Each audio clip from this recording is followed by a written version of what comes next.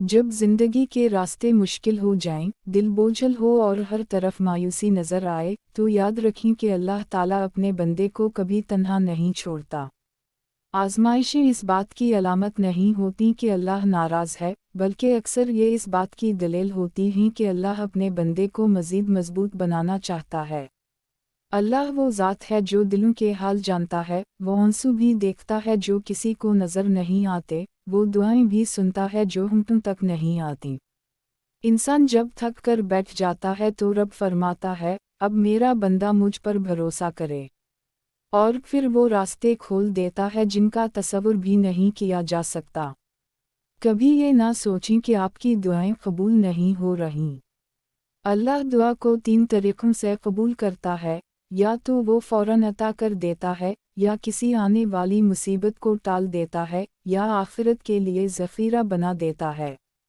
मोमिन का कोई भी आंसू, कोई भी सब्र, कोई भी सजदा ज़ाया नहीं जाता।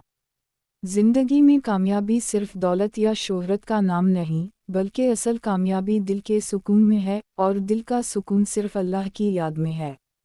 जो शख्स अल्लाह पर तवक्कल कर लेता है, अल्लाह उसके लिए काफ़ी हो जाता है। मुश्किलात आती हैं, मगर हमेशा नहीं रहती, क्योंकि अंधेरी रात के बाद ही रोशन सुबह आती है। अगर आज हालात आपके खिलाफ हैं तो सब्र करें, क्योंकि अल्लाह की मदद करीब है। शायद आज की तकलीफ कल की कामयाबी का सबब बन जाए।